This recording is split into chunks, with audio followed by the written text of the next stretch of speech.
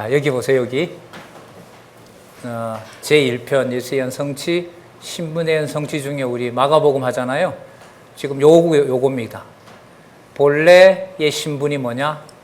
하나님의 아들입니다. 자, 그래서 아까 한 게 뭐냐면, 아들이심으로, 왜 아들이시냐? 그걸 저희들이 1장과 2장에서 확인을 한 겁니다. 1장에서 확인한 겁니다. 아들이심으로 무슨 신분?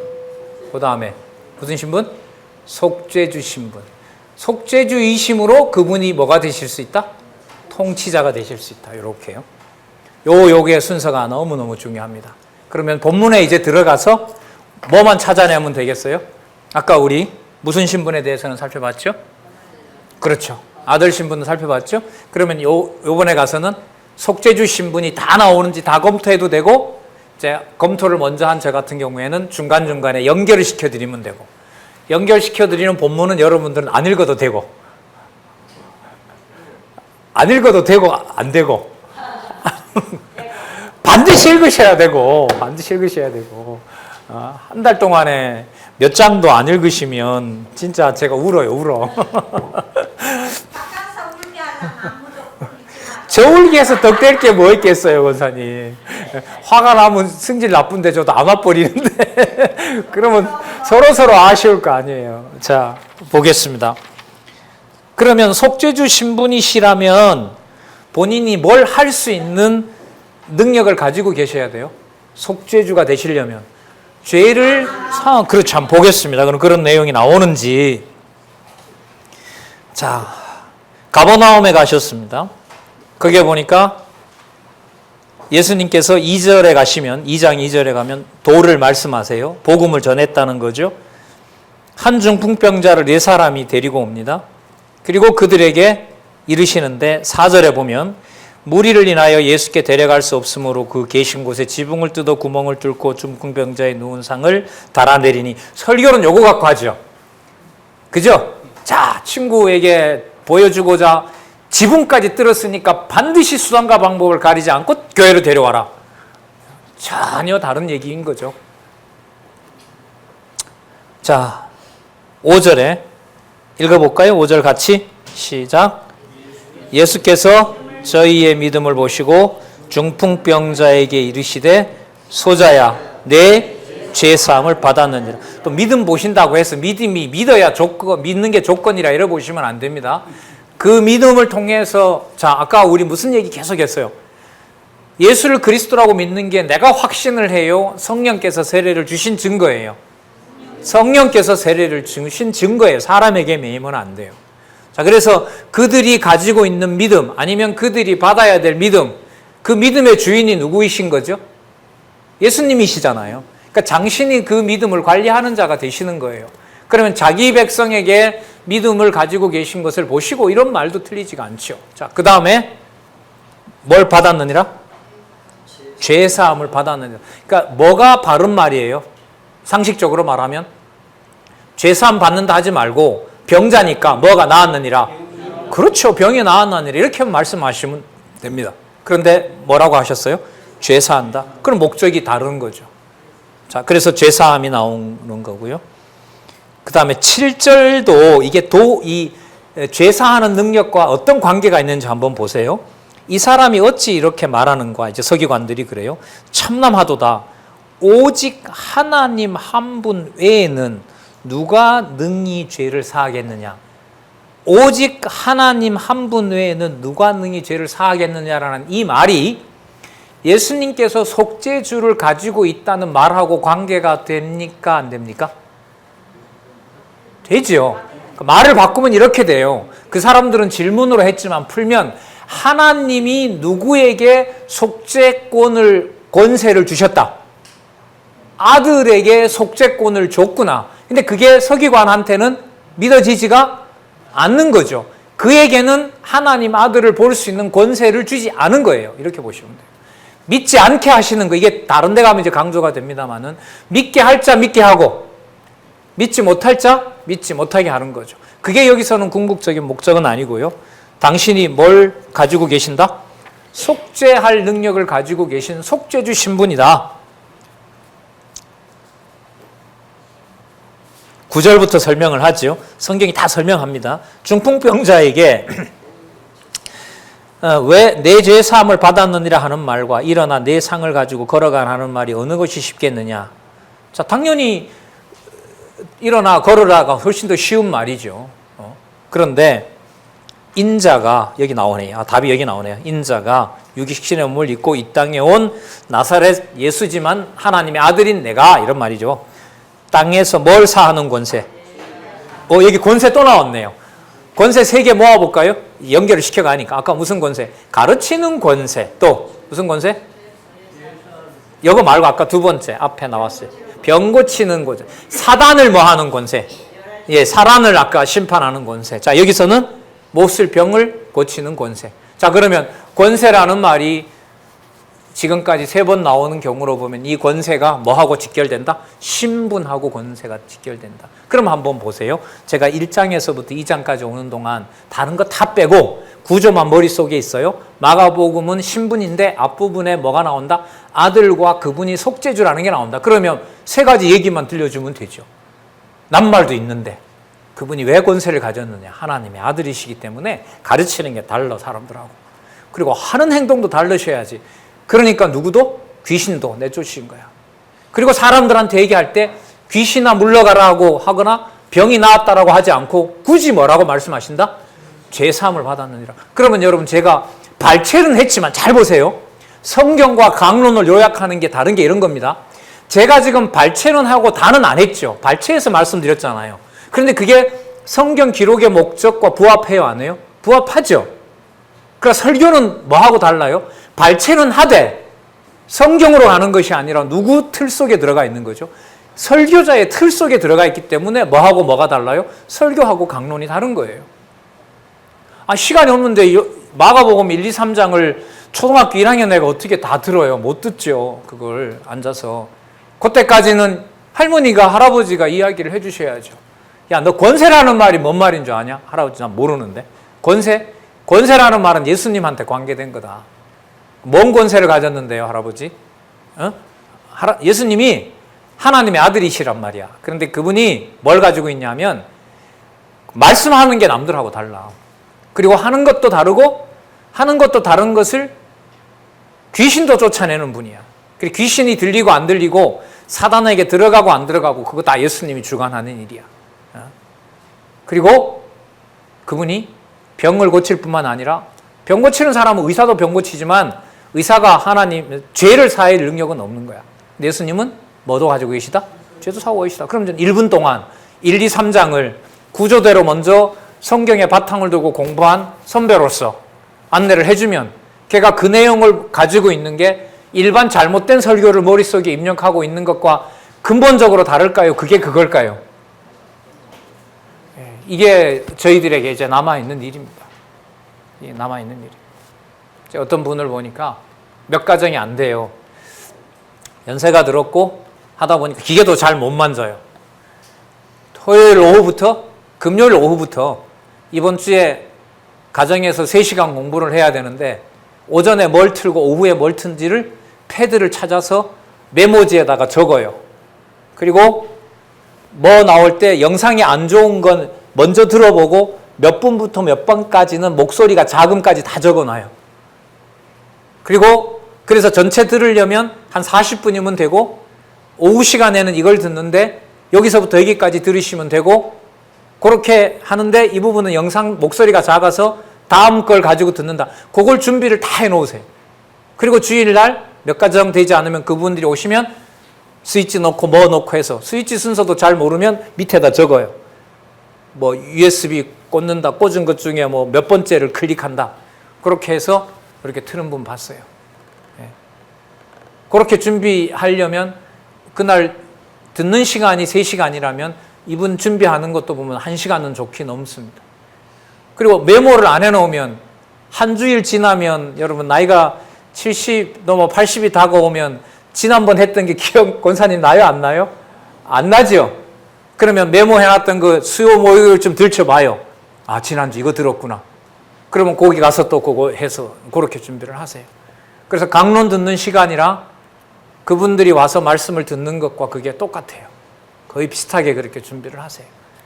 제가 그분을 자랑하려는, 칭찬하려는 게 아니고요.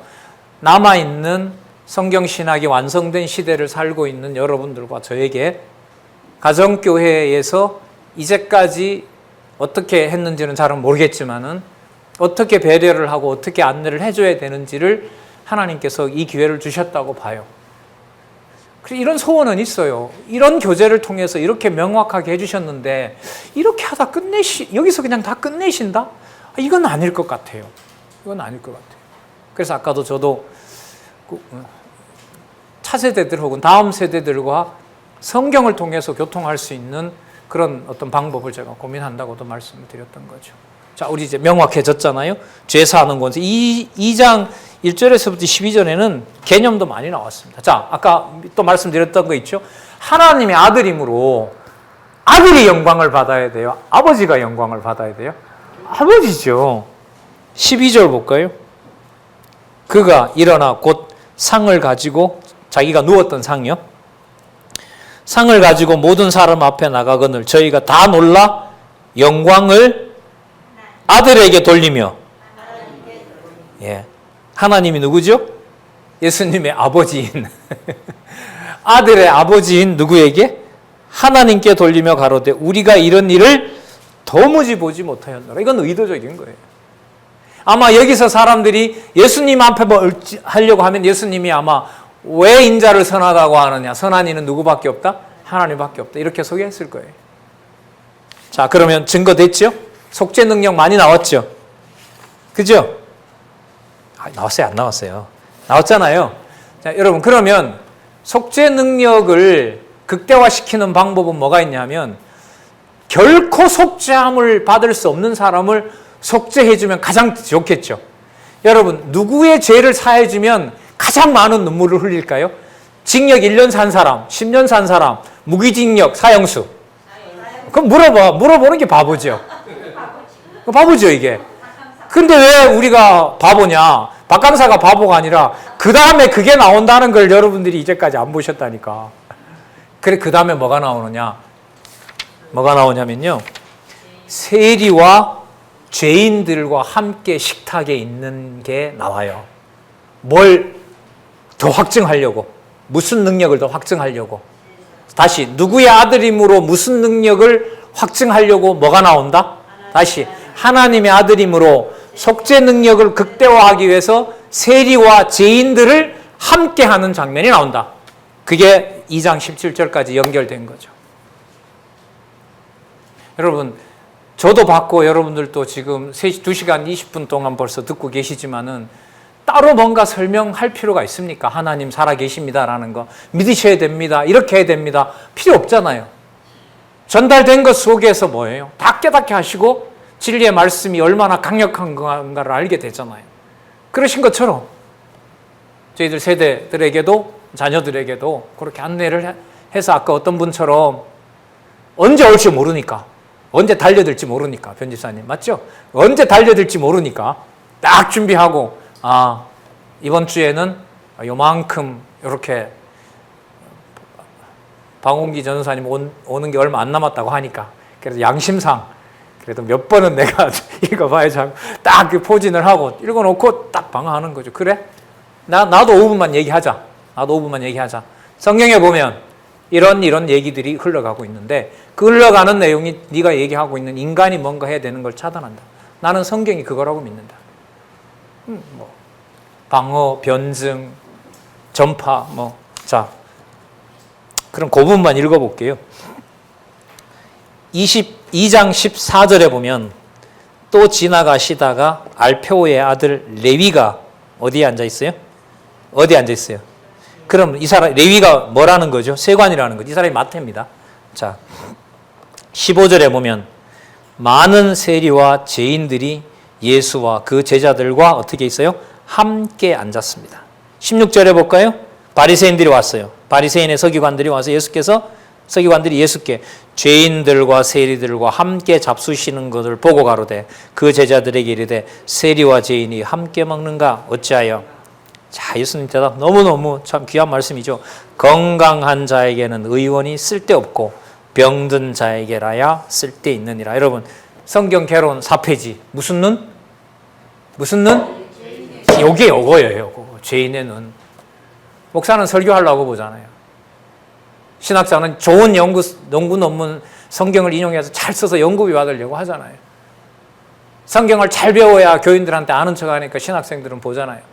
강도사고시 봐야 되고 강도사고시 점수 잘 받아야 되니까 성경 문제집 만들어서 돌리고 외우고 하잖아요. 죄인의 눈은 아니라는 거죠. 전 진짜 뭐 매번마다 감사를 드리지만 이렇게 공개적인 강의를 하고 가면 마지막 이제 부분 이제 앞으로 이제 1시간 좀 더 남았잖아요. 아, 야, 이 부분 잘 모르겠다. 이거 이래서는 안 되겠다. 이거 알죠. 시간을 제가 제 스스로 어떻게 보낸 줄 알잖아요. 그러면 안 된다. 이거 앞으로 한 2박 3일 주중에 이날은 이 부분 꼭 검토해야 되겠다. 그 생각이 와요. 그 생각이 들고 예를 들면 그런 날 보다가 이런 날이 많은 거죠. 아, 오늘 어느 정도 전달됐다 이거보다 야, 이거는 좀 흐리멍텅해진다 자꾸. 그러면 개인적으로 이제 가서 공부하고 확인하는 그런 기회가 되는 거죠. 이 감사한 거죠. 일단은 다른 걸 떠나서 뭘 더 보고 싶은 마음을 주니까. 그렇죠. 성경 더 보고 싶은 마음 주니까. 그것밖에 최고의 일이 없다는 시대에 성경신학으로 우리가 살고 있다고 보시면 돼요. 죄송합니다. 집이 뭐 되고 상관없이 뭐 볼 수 있는 마음만 안 뺏어가면 돼요. 그러니까. 그렇죠. 말씀 볼 수 있는 마음만 안 뺏어가면 돼요. 그게 여러분들이 보고 계신 이거예요. 전체로 한눈에 한글로 여호와 살아계신 거 볼 수 있으면 되는 거죠. 기왕 나온 거 여러분 마태복음을 근거로 해서 삼직을 가지고 어디로 간다? 마가복음으로 간다. 그 증거를 지금 읽은 데서 하나 찾아드릴게요. 자, 13절에 보시면 예수께서 다시 바닷가에 나가시매 무리가 다 나와 듣거늘 예수께서 저희를 가르치시니라. 무슨 직? 선지직. 네, 선지직. 자, 그 다음 14절, 15절. 또 지나가시다가 알페오의 아들 레위가 세간에 앉아 있는 것을 보시고 저에게 이르시되 나를 쫓으라 하시니라. 쫓으니라. 무슨 직? 아, 이게 이래 되면 이제 마태복음 공부 안 하셨구나 이렇게 나오는 거죠. 마태복음에 가면 제자를 부르는 능력이 무슨 직과 연관되죠? 왕직. 왕직이 연관되는 거예요. 자, 그 다음 많은 세리와 죄인들이 예수와 제자들과 함께 앉아서 먹고 마셨더라. 무슨 직? 그 속죄제니까 무슨 직? 제사장직. 그러면 13, 14, 15장에 무슨 직 다 나온다? 삼직 다 나온다. 네, 이게 여러분 마태복음의 근거를 가지고 보지 않으면 이런 게 안 들어와요. 아, 예수님이 이어서 뭔가를 하는구나라는 건데 이게 아니라 이미 마태복음에서 예수님은 뭘로 확증을 해주신 거죠? 내가 삼직을 가지고 온 누구다? 메시아다. 메시아다. 이게 여기에 딱 드러나요. 이 부분만 그럴까요? 다른 부분도 설명이 되면 다 그렇게 될까요? 다 그렇게 되죠. 그래서 이 복음서가 여러분 진짜 재밌어요. 왜? 뭐를 다 끌어안아 버려요. 창세기에서부터 말라기까지, 특히 그 어려운 이사야부터 말라기까지를 다 안고 있잖아요. 제가 그 주일날 본과에 원래는 선지서를 50강으로 맞춰서 하려고 했는데 지금 한 120강의, 130강의까지 갈 거예요. 왜 그랬냐 하면 한번 끝났어요. 보니까 인간적으로 이게 좀 아쉬워요. 사람들 보니까 아직도 대답이 잘 안 나오고 해요. 그래 요약을 한번 했어요. 요약을 한번 해서 이제 그 다음 마태복음으로 갈 거 했어요. 그러니까 또 좀 불안해요. 그래서 그 마태복음 1장 1절에 대한 간절함의 눈빛이 별로 없어. 그래가지고 또 한 번 정리를 했어요. 그래서 이사야부터 말라기까지를 한 번 하고 그 다음에 요약 강의를 한 번 또 하고 지금 요약 강의를 2번 하고 있는 게 스가랴까지 했어요. 오늘 내일 스가랴가 나올 거예요. 스가랴 후반부하고 말라기가 남았거든요. 그래서 제가 이렇게 제안을 드렸어요.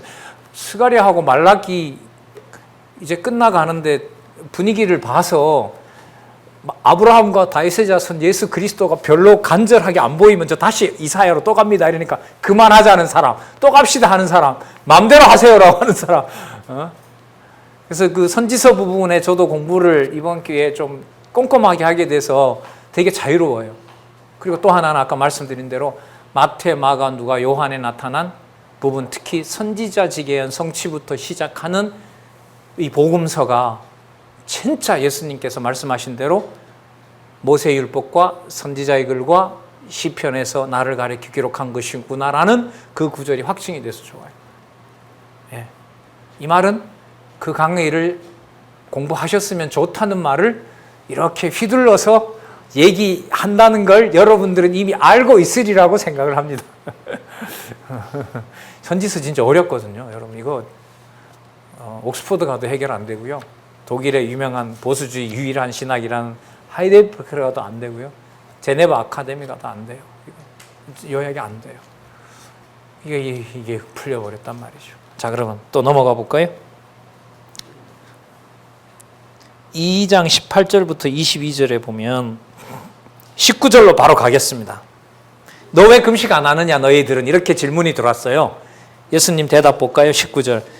예수께서 저희에게 이르시되 혼인집 손님들이 신랑과 함께 있을 때에 금식할 수 있느냐?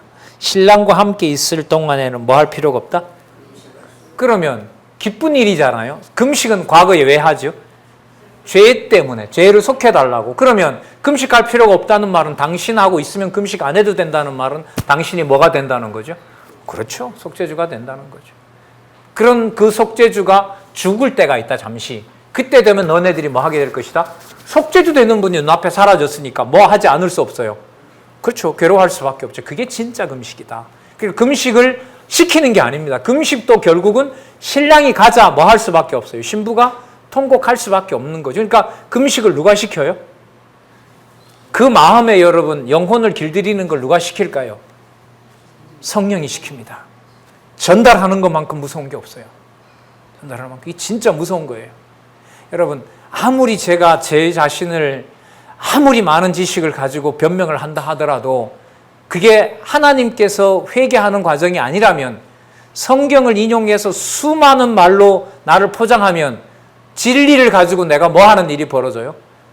내 의를 포장하는 거죠. 이미 심판 아래 간 거죠. 말릴 필요가 뭐가 있겠습니까? 하지만 어떤 그 성경에 나오는 대로 뭔 말을 할 수가 없어서 그냥 옷자락 잡았다고 벌벌벌벌 떨고 있는 예수님께서 오셔서 괜찮다. 편안하라. 그리고 내 능력이 내게서 나갔느니라. 내가 메시아인 걸 내가 너를 통해서 증거한다. 그렇게 했을 때 그 사람에게 얼마나 자유로움이 있겠냔 말이죠. 그러니까 평안과 진노와 심판, 이것은 복음이 전해지는 자리에 반드시 있게 됩니다. 그러니까 복음을 전했는데요, 그 사람이 안 듣는데 서운함보다가 뭐가 더 무서워요? 이 복음을 하나님께서 뭐 하겠다? 믿지? 이게 더 무서운 거죠. 그걸 내 사랑하는 가족이 얘기하면 할수록 더 귀를 닫고 더 차단하고, 우리가 자녀가 안타깝다라고 하는 거지만 더 무서운 것은, 더 무서운 누구를 기억하게 하는 거죠? 하나님의 존재 기억하는 거죠. 이런 사실이 저는 지금 이렇게 말하는데 말하기가 진짜 힘들고 싫더라고요. 사실은 명확한데 저런 방법으로까지 꼭 알려주셔야 되나라는 반감이 많이 생기기도 하고요. 근데 그것도 감사한 거죠. 아이고 난 하나님 믿기 싫다. 나 이제부터 성경 안 볼란다. 이런 신이 어디 있느냐라고 덮어버리면 어떨 건데요. 그런데도 그런 반감 속에서도 계속 어쨌든 보게 하니까요.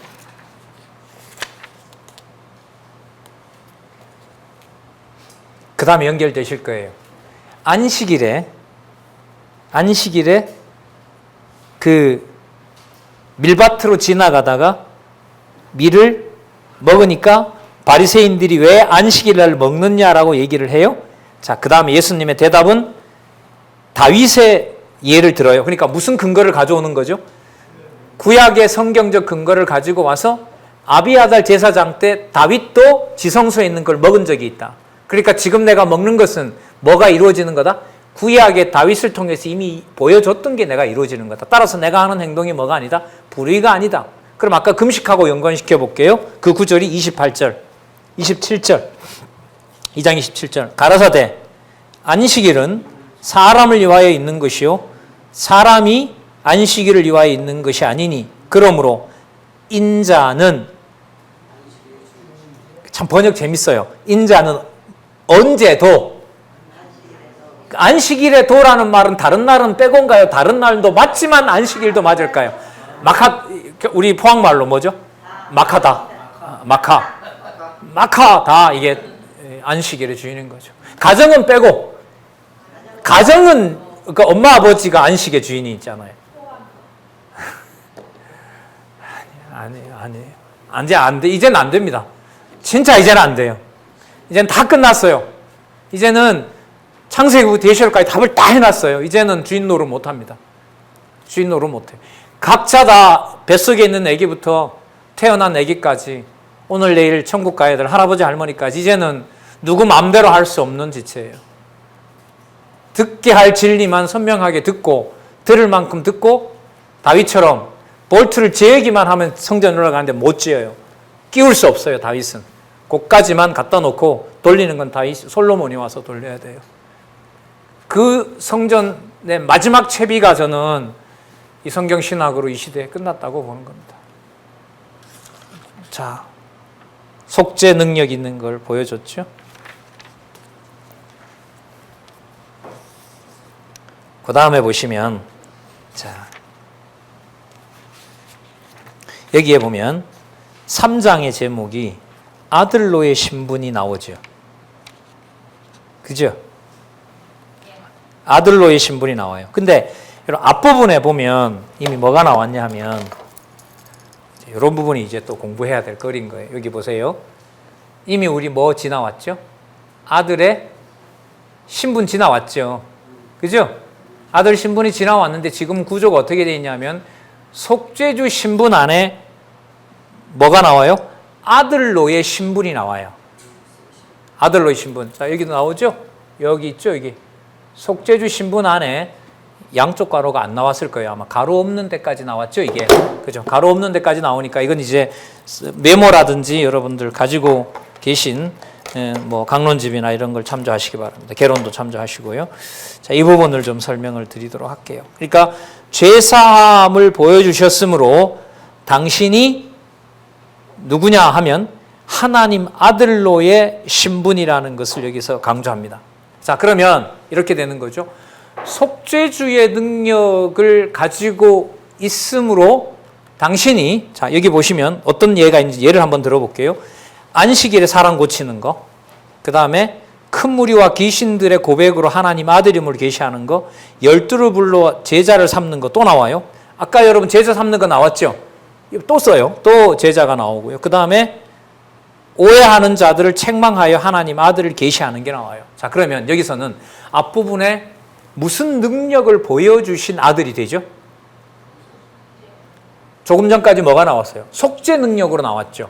그럼 속죄 능력을 가지고 있는 아들이므로, 속죄 능력을 가지고 있는 아들이므로 그 아들의 복음을 들어야 될 자들이 누군지 속죄주의 능력을 보여주시는 내용이에요. 아셨어요? 근데 속죄주의 능력을 보이는데 자기가 독자적으로 하는 것이 아니라 사건마다 귀신의 입을 통해서도 그가 누구의 아들이다? 하나님의 아들이다. 그러면 무슨 사건에서? 속죄 능력을 보이는 사건에서. 그럼 아까 속죄 능력은 뭐냐면 당신이 속죄 능력을 가지고 있다는 증거와 확정을 해주시는 거라면, 신분이 그런 분이라는 걸 확증해 주는 거라면 이제는 그것을 실제로 뭐 하는 거죠? 사역하는 일을 통해서 본인이 뭐를 가지고 계시는 분이다? 속죄 능력을, 아들로서 무슨 능력 가지고 있다? 속죄주의 능력을 가지고 있다. 그럼 이게 무슨 고리가 되냐면 지금 이게 3장이잖아요. 4장으로 넘어가면 뭐가 시작이 되죠? 무슨 능력? 통치 능력이죠. 그래서 이 3장의 내용이 속죄주로서, 아들로서 속죄주 능력을 행사하심으로 당신이 하나님 아들로서 뭐가 된다? 통치자가 된다는 것을 보여주는 아주 중요한 고리가 3장이 돼요. 자, 이 내용은 앞부분하고 어떻게 다른지는 본문에 들어가서 좀 더 살펴봐야 돼요. 자, 먼저 이 부분 한번 볼게요.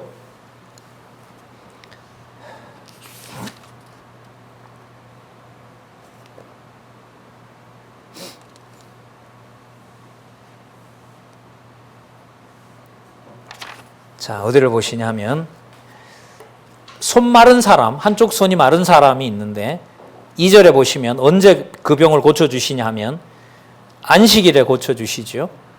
그래서 예수께서 손 마른, 3절에 보시면 손 마른 사람에게 이르시되 한가운데 서라, 일어서라 하시고 저희에게 이르시되 뭐라고 얘기를 하세요?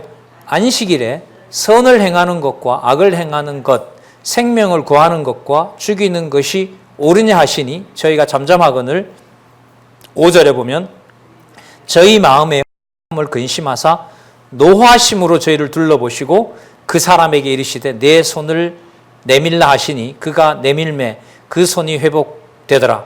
바리새인이 나가서 곧 헤롯 당과 함께 어떻게 하여 예수를 죽일고 의논하노라.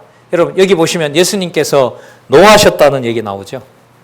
근심도 하고 노하기도 하셨다고 나옵니다. 왜 그렇게 하시는 거죠? 뭐와 뭐를 모른다라고 얘기를 하셨어요 아까? 여러분 안식일에 뭔가 행동을 하는 게 유대인들이 봤을 때는 선이에요? 악이에요? 악이죠. 자, 그런데 여기 보시면 안식일에 선을 행하는 것, 악을 행하는 것, 생명을 구하는 것, 죽이는 것. 자, 그럼 연결 어떻게 시켰냐면 손 마른 자를 안식일에 고치는 것이 예수님 기준에서는 악이에요, 선이에요? 선이죠. 근데 누가 볼 때는 악이에요? 바리새인이 볼 때는 악이죠. 그러면 예수님 보실 때는 그렇게 하는 것이 생명의 능력을, 생명을 구하는 게 되는 거죠. 근데 저쪽에서 봤을 때는 생명을 구하기는커녕 안식일에 행동을 했으니까 어느 자리로 가는 거죠? 생명이 아니라 죄인의 자리로 가는 거란 말이죠. 그런데 이걸 예수님이 뭐라고 하시냐면 완악함을 근심하셨다 그럽니다. 우리는 완악함 이러면 무슨 막 성질이 사납고 뭐 이런 거잖아요. 근데 지금 예수님이 보면 그리고 완악함을 근심하셔라고 얘기를 했으니까 하나님 기준에 뭐와 뭐를 모르는 것이 예수님이 볼 때 선과 악을 모르는 거죠. 다르게 말하면 하나님 기준의 선과 악을 보여줄 수 있는, 판단할 수 있는 분은 누가 되시는 거죠? 하나님 아들 외에는 모르는 거죠. 자, 그러면 여러분 아까 보였던 아들의 신분이나 속죄 신분에서 여기서는 뭐가 됩니까? 더 적극적으로 나가서 당신이 아버지의 아들의 이름으로 뭐와 뭐를 구분하고 계세요, 지금? 선과 악을 집행하고 계시는 거죠. 그러니까 속죄주의 결론은 결국은, 속죄주의 결론은 뭐냐면 속죄받은 것이 아버지 뜻대로 됐느냐, 사람 중심으로 된 거냐라는 걸 뭐 해야 돼요? 판정을 해야 될 거 아니에요. 아까도 예를 들었지만 자기 몸을 불사름의 남을 위해서 내어줬는데 그게 선인지 악인지를 누가 평가할 수 있어요? 인간들이 못하잖아요. 마찬가지로 병을 고쳐주긴 줬어요. 속죄함을 받았는지 안 받았는지 어떻게 알아요? 그걸 마지막까지 뭐 해줄 수 있어야 돼요? 판정을 해줄 수 있어야 되겠죠. 그거는 누구만 가능한 거죠? 하나님의 아들로만 가능한 일인 거죠. 그러니까 하나님의 아들이기 때문에 선과 속죄가 완결이 됐는지 안 됐는지를 뭐 할 수 있어요? 확증할 수가 있는 거죠. 그러면서 여기서 보면 또 뭐 하셨다고 하냐면 근심하사 또 뭐 했다 그래요? 노하셨다고 얘기를 해요. 이것도 사실 쉬운 개념은 아니더라고요. 완악함을 근심했으면 딱하게 여기셔야 되는데 뭘 하셨다 그러죠? 노하신다고 얘기를 하죠. 이게 정황이 잘 이게 파악이 안 돼요. 그런데 이건 어디까지나 인간 중심적인 판단인 거고요. 누구의 신분이세요, 이분이? 하나님의 아들이죠. 아들로서 아까 뭘 가지고 계셨다 그랬죠? 권세를 가지고 계셨다 그랬죠. 잘 들어보세요. 이런 표현이 왜 나오냐? 권세를 가지고 계셨다고 했죠? 그러니까 선과 악을 뭐 할 수가 있어야 돼요? 심판하실 수 있어야 되겠죠. 또 하나. 안식일에 선, 악을 행하는지 안 행하는지는 안식일에 주인만 알 수 있는 거 맞죠? 그럼 본인이 안식일에 행하는 것에 대해서 선이다, 악이다라고 확정을 하고 그걸 모르는 것을 답답해하고 근심하고 모르는 것에 대해서 심판하고 이게 전부 다 당신이 누구기 때문에 하나님의 아들이고 당신이 뭐의 주인이고 안식일의 주인이고 무엇이 선과 악인지 누구 기준대로 판단할 수 있고 아버지 기준대로 판단할 수 있고 그럼 이게 전부 다 뭐하고 연관이 돼요? 예수 그리스도가 무슨 신분으로? 아들 신분으로 속죄주 능력을 행하는 것으로서 진짜 누구의 신분임을 확정해 주시는 것이다? 아들로서의 신분을 확정해 주는 것이다. 그러면 병든 거, 또 귀신들, 그 다음에 모든 마지막 판단, 그 모든 것을 하실 수 있는 분이므로 넘어가는 거예요. 이제 4장으로 무슨 능력을 가지고 계신 통치자직을 가지고 계신 그분이 바로 누구다? 본래 신분이 하나님의 아들이다. 이렇게 가는 거예요. 자, 설교 하나도 안 했고요. 윤리나 하나도 말씀 안 했지만 말씀드리는 순간 교회가 내게 아니구나. 이거는 적어도 내 건 줄 알았는데 내가 지배할 줄 알았는데 이거 아니구나. 이거 아니구나. 다 정리되지 않습니까? 이보다 더 무서운 말씀이 어디 있습니까? 좀 더 읽어볼까요? 그러니까 이 말이 이 기록은 그럼 여러분들 왜 들을 거 있을까요? 바리새인들이 나가서 헤롯 왕과 함께 저거 언제 죽이지? 여러분 이 말과 이 상황과 예수님이 권세를 가지고 있다는 것과 관계가 될까요? 안 될까요? 권사님 어떻게 돼요? 딱 설명을 참 해주시면 좋겠다.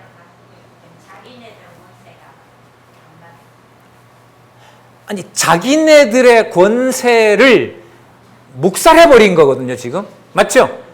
인간적으로 말하면 엄청나게 기분 나쁘게 한 거 아니에요. 그렇죠?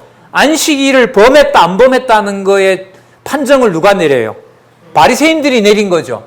근데 예수님이 그 바리새인들의 권위를 당신이 하나님의 아들이고 속죄주를 가지고 있으니까 그 판단을 뭐 해버린 거예요?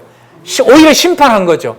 그 심판한 것의 결과가 맞는 것에 바리새인들과 서기관들은 견뎌요? 못 견뎌요? 견디지 못하는 거죠. 그럼 그 권세가 맞기 때문에 그 권세가 맞는 것을 다른 사람은 믿을지 몰라도 바리새인들은 그 권세에 뭐 하는 거죠? 도전하는 정도가 아니라 뭐 하고 싶은 거죠? 죽이고 싶은 거죠. 그럼 왜 죽이게 된 것이 뭘 증거하게 되는 거죠? 죽이고 싶을 만큼 저렇게 증오하는 걸 보니까 예수님의 안식일이 주인 되시는 게 맞고 안식일에 행하는 것이 선인 줄 악인 줄 판단하는 분이 누구밖에 없구나. 누구도 안다고 하면 모르잖아요. 안다고 하면서도 모르는 거잖아요. 누구는? 바리새인은. 그런데 예수님은 정확하게 안식일에 행한 것이 무엇인지 알고 있어요. 선인지 악인지 생명을 구하는 것인지 아니면 구원을 버리게 하는 것인지를 누구만 알 수 있는 거죠? 예수님만 알 수 있는 것이므로 여기에서 바리새인들이 나가 헤롯 왕과 함께, 여러분 바리새인들과 헤롯 왕은 죽어도 함께 할 사람들이 아닙니다. 바리새인들은 그 구약의 전통으로 보면 에스라 이후로, 그러니까 바벨론 에스라가 온 이후로 율법을 이제부터 잘 익히자고 하면서 율법대로 사는 사람들인 거죠. 모세의 율법을 최고 권위로 알고 있는 사람들이고, 그리고 헤롯 왕은 누구냐 하면 열심당원들이라고 그러죠. 헤롯 왕은 나라의 독립을 위해서 바리새인이든 사두개인들이든 간에 민족의 독립을 해치는 자들은, 도움이 안 되는 자들은 무조건 다 죽입니다. 그러니까 헤롯 왕은 항상 품에 짧은 칼을 가지고 다녀요. 역사에 보면. 그 짧은 칼을 가지고 다니다가 독립운동에 동조하지 않고 독립자금을 내지 않고 로마에 붙거나 종교적인 세만 거두어가고 자기네들 배만 불린다 이러면은 뭐 하게 돼요? 단도로 죽여요. 이 사람들이 헤롯 왕입니다. 그런데 누가 함께 해요? 그 바리새인과 전통을 지키고 성전세를 자기네만 먹고 있는 바리새인과 그 자금을 독립자금으로 써서 유다를 독립시키려고 하는 헤롯 왕이 누구를 죽이려는 일에 함께해요? 이게 세상 권력입니다. 그래서 제가 강의 들었지만 야당이든 여당이든 똑같은 놈들이다. 뭐 나이가 연세가 높으시니까 뭐 다 후배되니까 놈이라고 해도 되죠. 저야 분이라고. 헤롯이라는 왕이었잖아요. 예. 당원이 아니에요? 그 헤롯 당의 성격이 바로 뭐냐 하면 민족의 독립을 꾀하는 자들이에요. 그래 헤롯 당을 열심당이라고 그래요. 예. 자, 헤롯 같은 경우에는 어떤 자죠? 로마에 붙어서 왕권을 유지하고 하시라도 그 나라를 뭐 하는 거예요? 자기 손아귀에 넣고 바리새인하고는 계속 뭐가 돼요? 적대 관계에 있는 자들인 거죠. 그런데 그 헤롯하고 늘 함께 하지 않는, 헤롯도 죽이려고 하죠. 열심당원들은. 왜 죽이려고 하냐면 헤롯이 너무 어디에 붙어버리면, 로마에다 붙어버리면 로마가 걷어내려 하는 뭘 많이 걷어내요? 세금을 걷어내요. 그러니까 이 사람들도 싫어하는 거예요. 명칭이 이제 헤롯 당이고 열심당이다라고 그렇게 나오죠. 다른 어느 부분에 보면 열심당이라 나오죠. 그러니까 그 불명한 것은 바리새인들과 누가? 헤롯 당이 함께 할 수 없는 사람인데 누구를 죽이는 일에? 예수님을 죽이는 일에 그것이 무슨 증거다? 예수님께서 안식일에 행한 것이 세상의 권력이 볼 때는 전혀 다른 누구의 아들로서 판단한 것의 증거가 된다? 하나님의 아들로서 판단한 것의 증거가 된다. 그렇다면 바리새인들과 온 유대인들이 죽이려고 하는 것이 분명한 만큼 누가 누구 아들임이 더 드러난다? 예수께서 하나님의 아들인 게 더 드러난다. 그러면 여러분 우리 3장까지 여기까지 왔지만 계속해서 뭐가 돼요? 본문이 연결되면서 본래 주제였던 신분으로 계속해서 붙어 나가는 거죠. 이렇게 전달하는 게 저도 이렇게 목소리를 높여서 하지만 들으시는 여러분들의 이해로 보면 통상 30%까지 전달되기가 힘들다고 합니다. 왜냐하면 내가 가서 본문을 읽으면서 보면 물 흘러가지 않고 그게 막혀요. 또 전달해 보면 또 할 수 있어요. 근데 그것을 이제 실제로 읽어보시고 같이 모이셔서 공부할 수 있는 기회도 만들어지신 것 같고 또 다음 세대들에게 또 자녀들에게 손자 손녀들에게 할 수 있는 시간들이 오면서 그게 나는 모르는구나 이게 아니고 더 뭘 볼 수 있는 말씀을 더 볼 수 있는 기회가 됐으면 좋겠다. 이게 이제 간단한 바람인 거죠. 자, 대조를 시킵니다. 바리새인들과 헤롯 당원들은 절대로 못 믿게 했죠. 그런데 누구는 와서 알아봐요? 그게 바로 귀신들은 와서 알아봐요. 그게 그 다음에 나와요. 근데 얼마나 재밌나 보세요, 여러분. 귀신이 속죄주인 분으로 예수님을 알거든요. 그럼 우리 통상은 잘 보세요. 여러분들이 박홍기 강사를 쓸모 있다라고 여기면 제가 하는 말을 여러분들이 들을 확률이 많아요? 안 들을 확률이 많아요? 들을 확률이 많잖아요. 저 사람 나한테 쓸모가 있구나. 신앙생활에서. 자, 그러면 똑같이 한번 말씀드려 볼게요. 귀신들이 예수님을 속죄주로 알면 귀신들도 예수님을 뭐로 믿으면 돼요?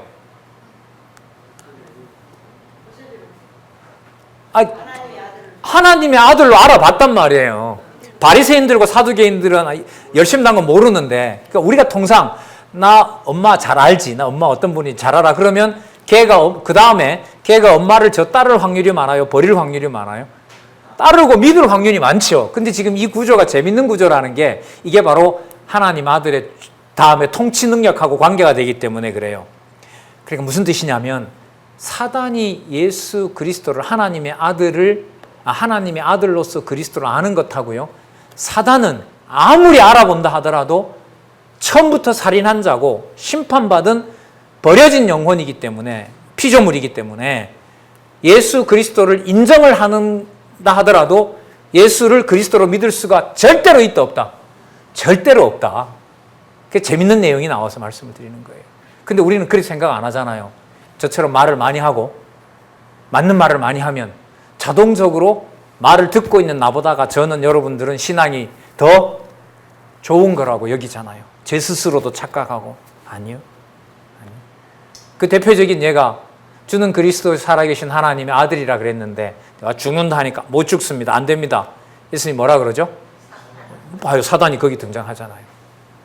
사단이 딱 거기 등장하잖아요. 예수님을 위하여서 같이 몸 바치고 싶다는데 사단아 물러가라 라고 해버리잖아요. 이런 부분도 사이드이긴 하지만 흐름으로 보면 그래요. 바리새인들과 유대인, 특히 헤롯 당들에게는 믿어지지 못하게 하지만 누가 볼 때는 하나님의 아들이다. 사단이 볼 때는 하나님의 아들이다. 거기서 약간 곁길로 나와서 보충 설명을 제가 놀랐던 부분이기 때문에 사단도 알아보면 믿으면 되지 왜 안 믿었지? 이 사람들은, 이 피조물들은 처음부터 살인한 자고 거짓말장인데 믿을 수가 없는 거죠. 그럼 오히려 더 사단의 입장에서 보면 뭐가 더 명확해졌을까요? 예수를 그리스도로 알아보지만 그 예수 그리스도가 당신의 그 사단의 뭐가 된다? 심판자가 된다는 사실을 더 증명해버리는 거죠. 그래서 다른 데 보면 사단이 그러죠. 아직 우리가 뭐 할 때가 아닌데 우리가 아직 심판받을 때가 아닌데 왜 오셨습니까? 야 임마 내가 니네들 때문에 왔냐? 믿을 자에게 믿게 하고 내가 하나님의 아들임을 증거하려고 온 거지. 니들 때문에 온 거 아니야. 너희들은 그대로 그 짓 하다가 나중에 심판받으면 돼. 예.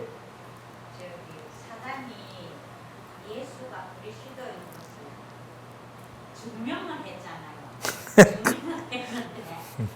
근데 구원을 받지 못한다 그 말 아니에요?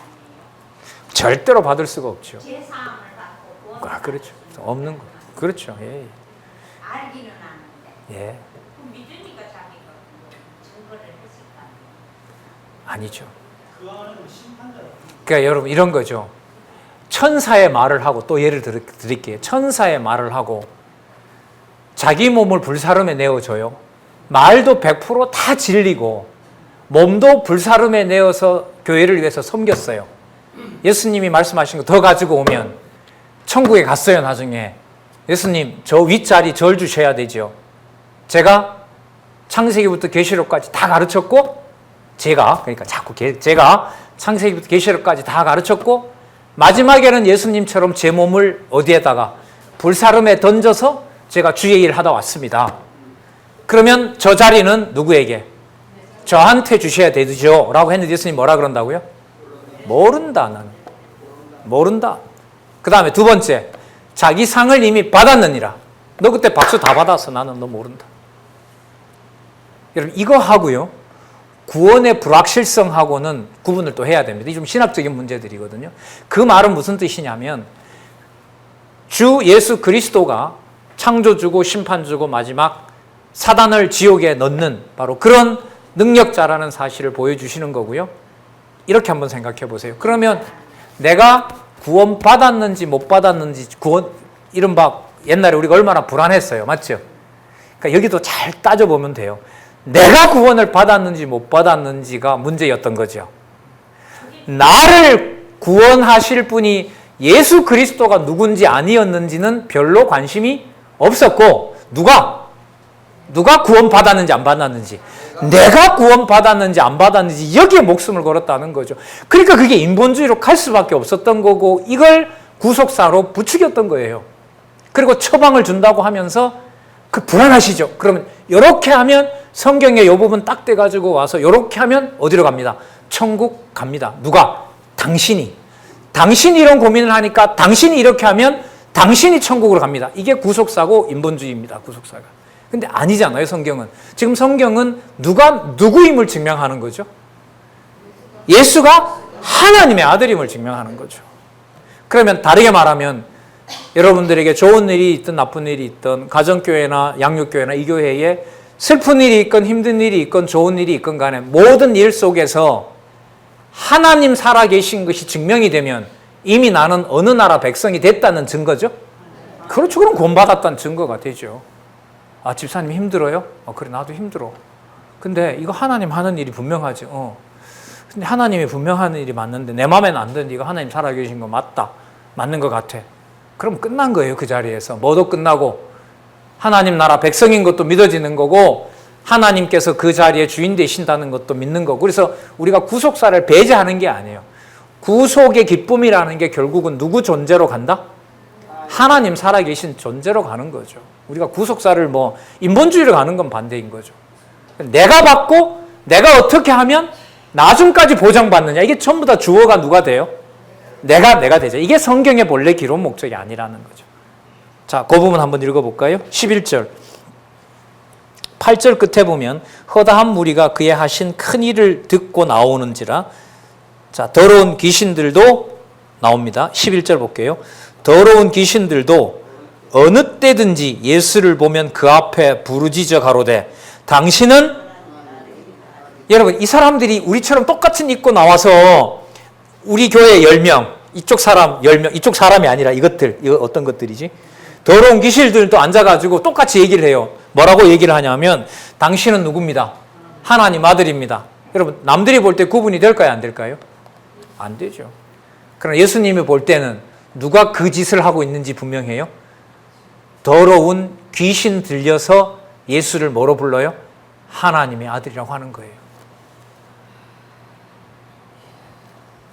그런데 어디 내가 조금만 조심하면 천국 가고 조금만 뭐 하면 하나님이 기뻐해서 지옥 보내려고 하다 천국 보내. 이게 말이 안 되는 거예요.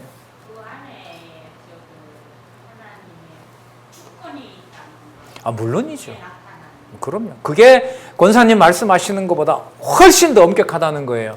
그 말이 무슨 뜻이냐면 예수님께서 정확하게 자신을 하나님 아들로 소개하니까 그 자리에서 예수님을 하나님의 아들로 고백하고 무릎을 꿇지만 권사님 얘기한 대로 그걸 그대로 받아서 하나님 자녀 되고 안 되고를 마음먹은 대로 된다 안 된다? 그것도 안 돼요. 그럼 이렇게 이거 한번 정리해 볼게요. 야, 저렇게 30년 믿다가 어떻게 저렇게 부정하지? 남의 얘기는 아니죠. 그 얘기가. 우리로 보면 불안하지만 누구의 절대적인 권능이 드러나는 거죠. 하나님 아들 되신 예수 그리스도의 절대 주권이 거기서 드러나는 거죠. 그러니까 제가 이런 말을 요즘 이렇게 하는데요. 제가 성경신학을 이렇게 전하다가 성경신학이 안 믿어져서 나 이거 도저히 안 믿어지고 도대체 이렇게 성경 보는 게 안 믿어진다라고 하나님이 저를 버릴 수도 있어요, 없어요? 최 권사님 빨리 대답 잘 하시는데 이런데 대답 안 하시더라. 하나님 얼마든지 버릴 수 있어요, 없어요, 권사님? 하나님이 저에게 이렇게 좀 쓰다가 성경신학 욕하고 저를 하나님께서 진리 못 믿게 할 수 있어요, 없어요? 있죠. 여러분들도 그럴 수 있잖아요. 저도 그럴 수 있고. 근데 제 소원은 뭐냐 하면 버릴 때 하나님이 나를 버리는 거라는 거 그거는 지우지 말았으면 좋겠어요. 근데 그걸 누가 결정할까요? 하나님이 나를 버리신다라는 거 믿어지는 걸 내가 노력하면 믿어질까요? 그것이야말로 하나님의 주권 하에 있을까요? 주권 하에 있죠. 믿어지지 못하게 하면 무서운 정의, 공의의 심판인 거고 믿어지면 일방적 은혜인 거고. 은혜인 거. 그러면 이 맥락에서 많이 나왔는데요. 정확하게 말씀 전하면요. 그 자리는 무서운 심판들이 다 일어나요. 지금 이런 거 놀랍잖아요? 그 앞에 엎드려 부르짖어. 누가요? 귀신들이 뭐라고? 당신이 누구다? 그럼 믿으면 되잖아요, 귀신도. 아니에요. 그래서 여러분 진짜 뭔가 좀 알고 뭔가 좀 지위가 있고 과거의 강남노회 다른 교회 비판하면서도 권위를 부리고 진짜 체제개혁 잘 된 거죠. 이제까지 있었다면 진짜 12절 예수께서 자기를 나타내지 말라고 많이 경계하시니라. 자, 아까 말씀드렸죠? 예수님은 나를 드러내라 할 수 없어요. 왜? 누구의 아들이니까? 하나님의 아들이니까. 그러나 하나님의 아들로서 오신 예수 그리스도에 대한 복음은 뭐 해야 돼요? 전해져야 돼요. 그래서 전해질 자는 전하게 되는 전하던 자. 자, 전하게 되면 또 어떤 자들은 바리새인들과 헤롯 당원들은 또 전하지 못하게 또 차단하고 그 모든 것을 모아서 뭘 이루신다? 합력하여 누구의 선을 이룬다? 하나님의 선을 이룬다. 이렇게 정리하시면 돼요. 이 부분 우리 참 잘 살펴봤네요.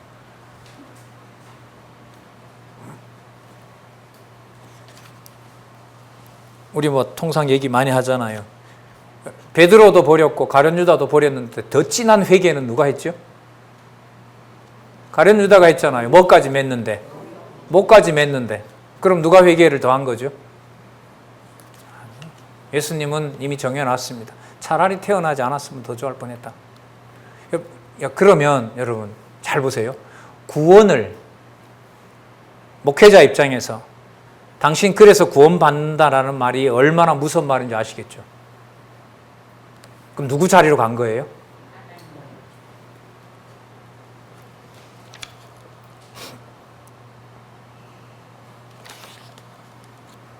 자,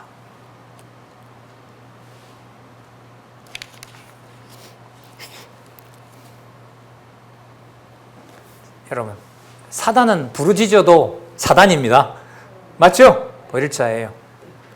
그 다음에 뭐가 나오냐면 자, 그럼 연결이 돼요. 그 다음에 12제자 부른 게 왜 또 나올까요?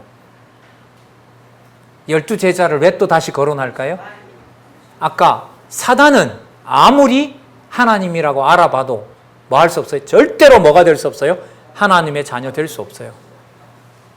그러나 의심이 많고 계속 질문을 제기하는 12제자들은 누구의 자녀로 불렀으니까? 하나님의 자녀를 불렀어도 하나님의 아들이라고 부르짖지 않아도 행위와 상관없이 하나님의 아들로서 그들을 뭐로 삼아주신 거죠? 하나님 아들로 삼아줬기 때문에 부르짖는 사단과 어눌하게 이룰 데 없는 12명을 뭐로 삼아주는 것과 하나님의 아들로 삼아주는 것을 아까 권사님 얘기한 거죠. 정의로운 심판을 하는 주권과 무한한 은혜가 대조가 되면서 주권과 은혜의 주가 되시는 분이 누구다? 그리스도이신 하나님의 아들 예수 그리스도시다. 그게 그 다음에 나오는 거예요. 그래서 여기서 12명이 또 나온다고요. 자, 보겠습니다. 14절에 볼게요. 이에 12를 세우셨으니 이는 잘 보세요. 이는 누구와 함께 있고 자기와 함께 있게 하시고 사단은 어디 감히 여기 와 이러는 거잖아요. 있게 하시고 또 보내사 뭐도 전도도 하며 도를 전하는 거죠. 예수가 그리스도인 걸 전하기도 해요.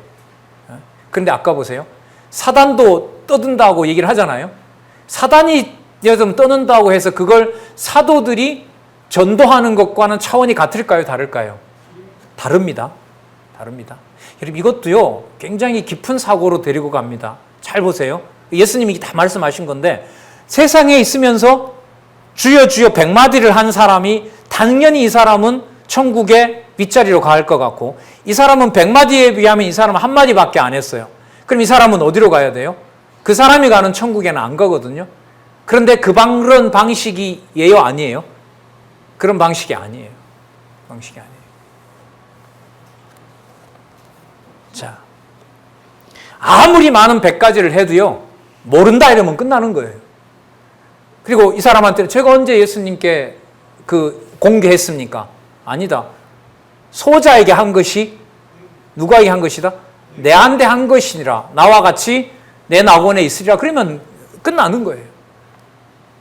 그 목적이 어딘 줄 알겠죠. 아까 그래서 제가 제도 이상하게 들었습니다만은 버려지는 주권이 그리스도에게 있고 누가 살아계신 증거다. 내가 안 믿어져서 버리더라도 누가 살아계시는 건 맞다. 하나님 살아계시는 건 맞다. 어떻게 보면 배수진인 거죠. 배수진이에요. 근데 그야말로 누구 권한에 있을까요? 그야말로 주권과 은혜 아래에 있는 거죠. 그 모든 틀이 어느 한 부분만 그렇느냐? 창세기부터 계시록까지 다 그러느냐? 구조가 다 그렇습니다. 다. 평이한 내용들은 아니죠. 본문으로 흘러가서 보면 서너 가지 나오니까 벌써 누구 기준하고 확 흔들려요. 누구 기준하고? 우리 기준하고 흔들리죠. 그러니까 본문을 보셔야 관절과 골수의 누구 중심으로? 하나님 생명 중심으로 자리를 잡는 거예요. 그래서 흐름을 따라가셔야 돼요. 흐름을 따라가셔야 된다. 자, 15절에 보면 뭐도 있다 그러죠? 3장 15절 뭐도 있어요? 귀신을 내어 쫓는 권세도 있게 하려 하심이라. 사도권을 주시는 거죠. 누구 지위로 올려놨어요? 하나님 아들의 지위로 올려놓죠. 그래서 이게 속죄주의 권한을 확증하신 내용이 하나님의 아들로 권위를 높여준 내용이 속죄주 속에 뭐로서의 신분이 나타나요? 아들로의 신분. 아들로의 신분을 더 풀어볼게요.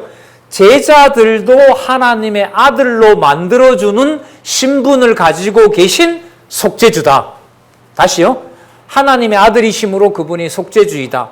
그분이 속죄주가 되셨으므로 제자들도 하나님의 아들의 신분으로 옮겨주는 바로 속죄주가 되시는 분이다. 이렇게 되는 거죠. 그래서 5장으로 넘어가면 4장으로 넘어가면 뭐가 된다? 통치자가 되신다. 이렇게 됩니다. 자, 그래서 이름들이 쭉 나옵니다.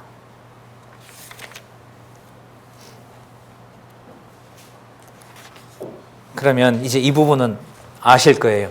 여러분, 하나님 아들의 신분으로 상승하는 것이 사람의 혈통과 공로로 내가 한 것만큼 되는 거예요? 일방적인 주권과 은혜입니까? 일방적인 주권과 은혜죠. 예수님이 여기서 뭘 끝내버리냐면 나 유대인인데 우리 조상이 누군데? 아브라함인데 이거 끝내버려요. 그래서 뭐가 나오냐면 예수님께서 밖에 어머니와 형제들이 왔습니다. 라고 얘기를 했더니, 자, 31절로 바로 가서 볼게요.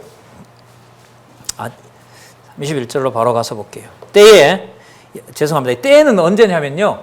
예수님이 자꾸 이상한 말을 하고 이상한 행동하니까 난리가 난 거 아니에요. 그러니까 사람들이 연락했는지 어쨌는지 누구 모셔가라. 누구 모셔가라 그랬을까요? 야, 지금 난리 났다. 너네 형님이 지금 이거 진짜 사람들이 죽이려고 하고 지금 하는 말이 전부 이상하다. 그러니까 뭐 하고 가라? 모셔가라. 아마 이런 일이 벌어진 것 같아요. 31절에 때에 29절부터 읽어봐야 되겠습니다. 누구든지 성령을 회방하는 자는 사하심을 영원히 얻지 못하고 영원한 죄에 처하느니라 하시니 이에 저희가 말하기를 더러운 귀신이 들렸함이니라. 자, 맞죠? 예수님이 뭐가 들렸다 그래요? 귀신이 들렸다고 한 거예요. 자, 그때에, 그러니까 귀신이 들렸다고 할 때 그때에 예수의 모친과 동생들이 와서 밖에 서서 사람들을 보내어 예수를 부르니 무리가 예수를 둘러 앉아 있다가 여짜오되 보소서 당신의 모친과 동생들과 누이들이 밖에서 찾나이다. 33절 얼마나 화가 나겠어요. 예수님 보여줬는데도 짜증내잖아요. 대답하시되 같이 한번 읽어보실래요? 35절까지 시작. 누가 내 모친이며 동생들이냐 하시고 둘러앉은 자들을 둘러보시며 가라사대 내 모친과 내 동생들을 보라. 누구든지 하나님의 뜻대로 하는 자는 내 형제요 자매요 모친이라. 그러나 내 이름을 부른다고 해서 사단이 내 자녀 될 수는 없다. 그럼 누가 됩니까? 바로 너희들이다. 저쪽이 가족 아닙니까? 저들도 아니다. 저들도 아니다. 그럼 여러분, 예수님이 가족을 무시했다는 얘기일까요? 아니면 다른 목적이 있는 걸까요? 다른 목적이 있는 거죠. 그래서 함부로 설교를 끌어내면 안 된단 말이죠.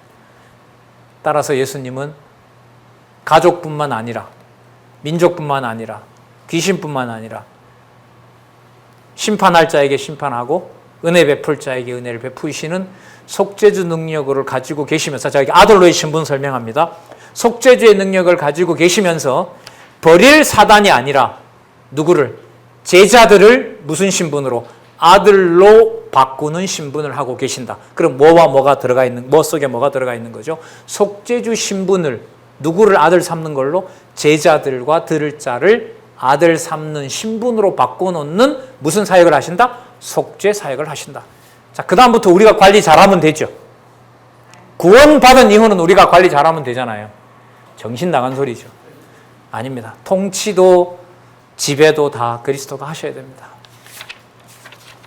그게 4장 5절입니다. 4장 5장. 네. 마가복음은 4장 5장까지만 조금 안내하고요. 6장에서부터 16장까지는 너무나 감사한 숙제. 이런 방식으로 이렇게 해보세요. 그리고 안 풀리는 거 해놨다가 8월 달에 저자오시잖아요. 저자오시죠. 그때 아이고 여기 이렇게 넘어가는 게 안 보입니다. 참 한잔 하시고요. 우리 또